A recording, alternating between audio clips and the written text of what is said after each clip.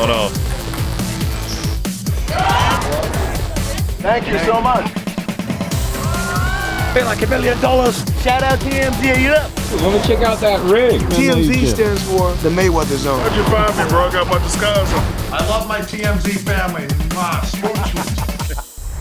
Welcome to TMZ Sports. Babcock and Mojo here. Mojo, the Sherrone Moore fallout continues. Of course, we have talked about this basically all week last week, that the now former Michigan head coach was not only fired for allegedly having this inappropriate relationship with a staffer, but has also been charged with 3 crimes, including a felony for allegedly breaking into that said girlfriend's home. Now, we've heard from a lot of people, Mojo, who we haven't heard from. We haven't really gotten their feelings, their take, is his football team, right? I mean, this, you want to talk about being blindsided. Think about the players, Mojo, who had no idea what was going on, presumably behind the scenes. And then for them last Wednesday to find out that their head coach had been unceremoniously fired. And then obviously the stuff with the police and the charges. It's been craziness for them, Mojo. We are finally now getting an insight into what they've been thinking, courtesy of interim head coach Biff Poggi. Now, the Michigan Wolverines are getting ready to play Texas and Arch Manning in the Citrus Bowl later this month. And, well, Coach Poggi was asked about his players, and he didn't really hold back. Watch this. It has been a tumultuous time. A lot of, anger, and then first disbelief, then anger, then really what we're in right now is the phase of the kids, quite frankly, feel very betrayed, and we're trying to work through that. So I betrayed, Mojo, and I think that's probably a good word, right? For them to dedicate all the time that they do and to put all they do into Michigan football. And then, again, for the coach to go out like the way he did, it seems like the perfect word. Yeah, actually, I'll agree with you, Babcock. I mean, when you're thinking of the one perfect word to describe what a team would feel like in this situation, I suppose betrayed is probably among the best. I mean, when you're a football team, you learn how to compartmentalize issues. You learn how to fight adversity. Things are going to go wrong. You always got to be ready for it. You always got to be ready to pivot. If you're the backup, if you're the 3rd or 4th string guy, you got to be ready for things to hit the fan and everyone to go down. And all of a sudden, you go from a guy who's never stepped foot on the field to now being the guy, and you have to be ready for that, and you're prepared for that, and you go into practice every day thinking maybe, this isn't going to be a reality. I mean, what are the odds of this happening? And then boom, it's your turn. With a head coach, everything is different. This is a guy that was your rock. This is the guy that you went into practice every week trying to impress, to get that starting job, to get that captain's logo on your chest. All of these things. I mean, this is the guy that controls your future, and in that matter, your life, whether you're going to make it to the NFL, how life's going to go for you afterwards, like all of these things. So you almost have to lean into that. You have to trust that guy, and that's one guy you're almost the least prepared to lose if things go wrong. And I'm not talking about a coach getting fired. I mean, look at what happened here. Who could have possibly seen this coming? I mean, I don't know. Maybe there was a couple players that got wise to what was going on there. Maybe they saw some things behind closed doors. But I know for me, every head coach I ever played for, I mean, there was like a wall there, right? Yeah. There was like a level of respect. There was the reporting lines. These coaches weren't just accessible as your buddies, right? No. I had difficult coaches that were not my friends, like they made life very difficult, but that's what they thought they had to do to get the best out of you, and for a lot of people at work. So this one is just, I mean, how do you expect this to happen? So betrayal, I think, is a very accurate word. How it's going to affect the team going into the bowl game, I don't know. The replacement coach here, right, the interim coach, he is certainly leaning into this. So maybe that's him covering his ass for what might happen in this bowl game. Maybe not. Maybe he's just vocalizing how devastated his team is and what they're dealing with. But that's not what you want to deal with going into a big bowl game against a big opponent. The Citrus Bowl is not a C-level bowl. This is a premier bowl. Yep. Made worse by the fact that Cheez-It is one of my favorite snack foods, so I hate that there's much snack. controversy Yeah. surrounding the game. But yeah, betrayal, man, that's a good word. Yeah, all-time legendary snack. I could see this going one of two ways, Mojo. I could see the team completely laying an egg and this just all being too much for them to come together and play a good football team and actually win on a big stage. Or you could imagine a world where they all band together and they feel like, hey, let's go out there and let's prove something about ourselves. It's a good game, and I would have watched anyway, but I think this whole controversy with Sherrone Moore makes it all the more fascinating. Game's about 2 weeks away now. Stay tuned. We'll see what happens.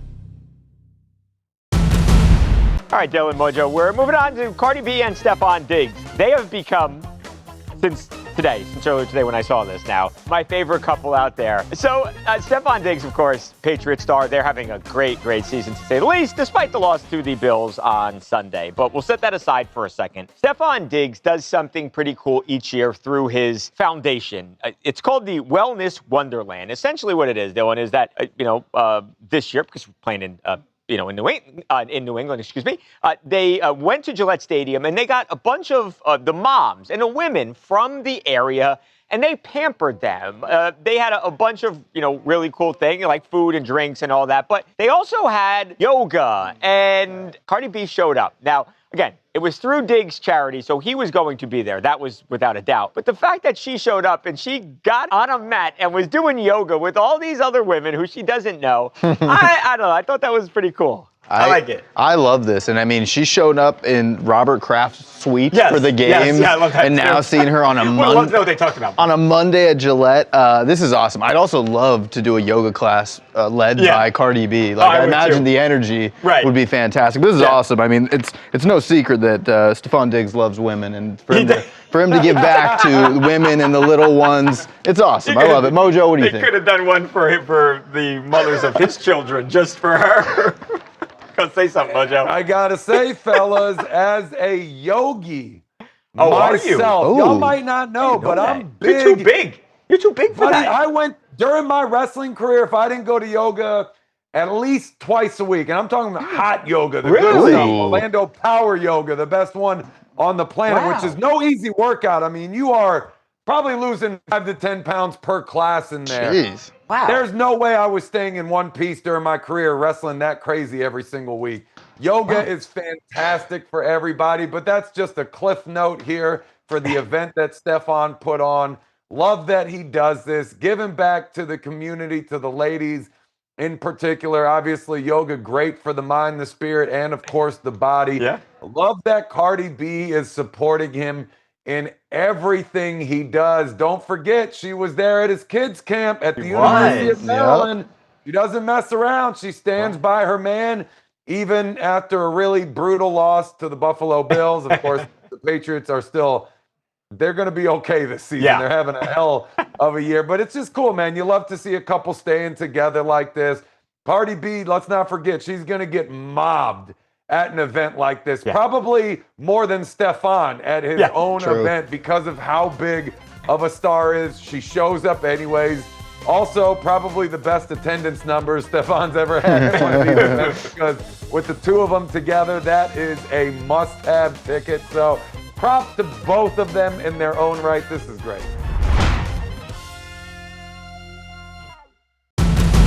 Aaron Rodgers being Aaron Rodgers. The future Hall of Famer talking trash to the Dolphins during Monday night's win when TMZ Sports returns right after this.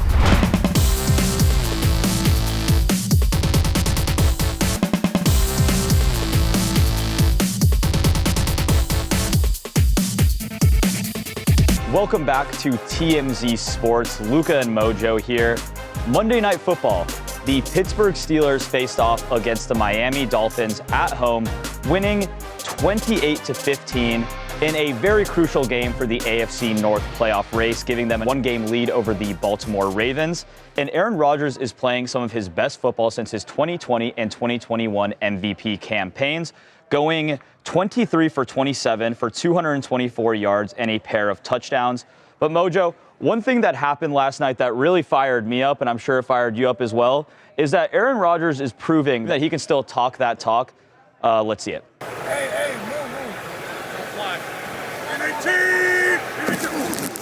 Play clock at 1. Flag on the play. Rodgers is going to try and pick up some yardage, which he does with his legs. But we'll check the call.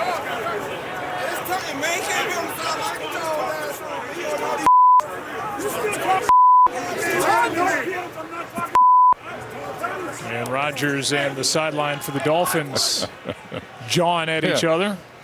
Yeah, he's a pretty good talker, too. Well, there you have it, Mojo. Aaron Rodgers still talking that smack. 42 years old, not taking crap from anybody. That's your former QB. What do you think? Buddy, you know how much I enjoy good trash talk, all right? I love trash talk. Maybe it's the pro wrestler in me, but for Aaron Rodgers, who is capable of grade A trash talk, I wouldn't even call that trash talk. I would just call that conversation, all right? And first of all, if I'm a Dolphins player too and I'm losing 21-3, I'm not saying too much in this situation, right? I'm getting my ass kicked. It's only going to get worse from here. We ended up losing the game. You don't usually talk that much trash, especially when you're on the sideline, right? I don't know. Absolutely but not. Aaron Rodgers, grade A trash talker. We see him all the time running his talk on the field, off the field, podcast, whatever it is. He's got a lot to say. Something he's always been gifted at. I mean, I played with Aaron in 2009 in Green Bay. He was just getting started as the guy in Green Bay. And, man, that was a big personality, a really fun guy, one of my favorite people on the team. We used to joke around literally every single day. Was a big fan of his, but always been capable and very gifted at the trash talk. And here it is, man, another good example of it. And what was it, 23 of 27? I had to look down for a second and make sure my numbers are right. Great You're game not from him. kidding, man. He is absolutely balling right now. Dare I say this is what he was supposed to do with the Jets before that tragic injury. So it's really cool to see that he's back on track and hopefully a bright season ahead for the Pittsburgh Steelers, which I never thought I'd say. Yeah, well, Mojo, we'll have to see how the rest of the season pans out. Some tough games ahead for the Pittsburgh Steelers, but right now they're leading the AFC North and have their ticket punched for the playoffs, so we'll have to see. It was likely the greatest performance in a baseball game that we will ever see. So how much is Shohei Ohtani's third home run ball from that epic 3-homer, 10-strikeout game worth? Answers ahead next on TMZ Sports.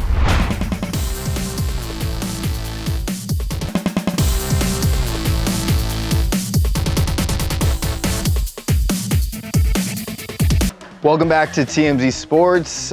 We had some history in the building yesterday as Ken Golden, the auctioneer sports collector, was here, and him and I sat down for an interview. We talked about his new Netflix show coming out, King of Collectibles, The Golden Touch, and he brought us a very special revealing, you could say, a piece of sports history that involves an LA Dodger, but I'll let him explain it. The actual third home run ball hit by Shohei Ohtani in that game, the most valuable at all. We sold the 50 home run ball for $4.3 million, actually $4.4 million, right around there.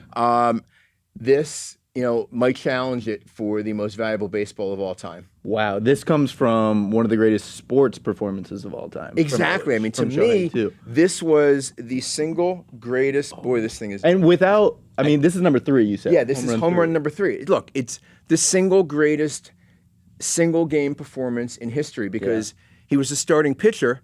He won the game, which is great, but he struck out 10, 8 shutout innings, and then he hits 3 home runs in the same game. I mean, Babe Ruth never did that. That's unbelievable. So I guess how much do you think this could go for? What's the value? I believe it's a 7-figure ball.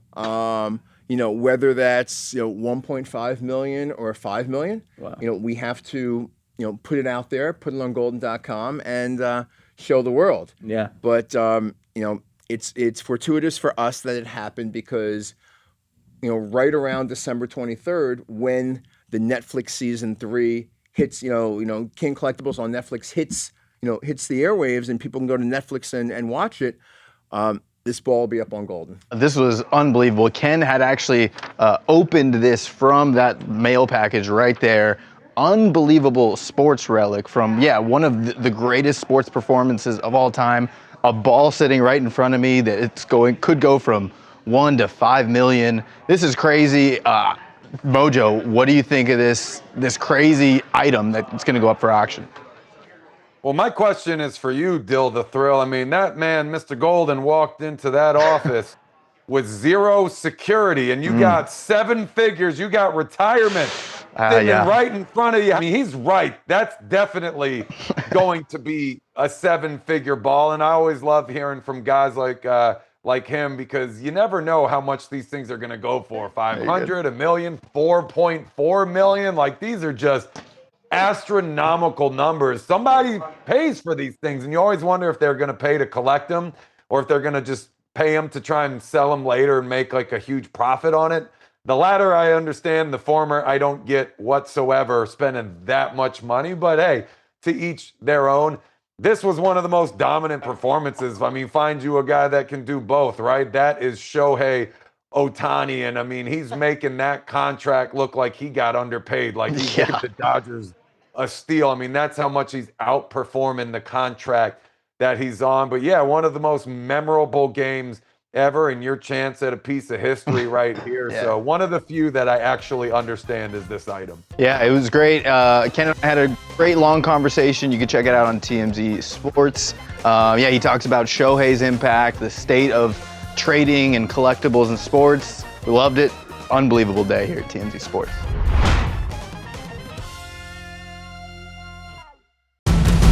It's that time of the year again. Shaquille O'Neal transformed into Shaq-a-Claus when TMZ Sports returns right after this.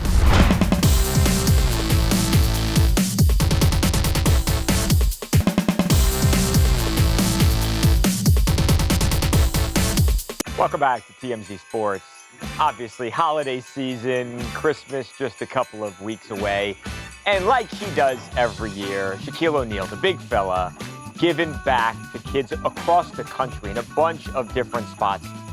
Today was time for Shaq to do his 24th annual Shaq-a-Claus event. Now, as we do, we talk to Shaq along with his partner, a guy by the name of Sheriff Reginald Scandrett, who always teams up with Shaq.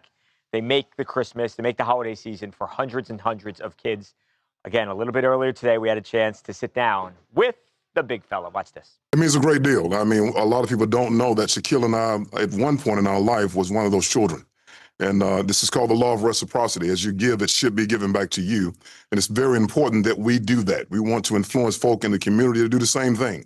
If you take care of your community, this would be a lot better states that we're living in because we're not united.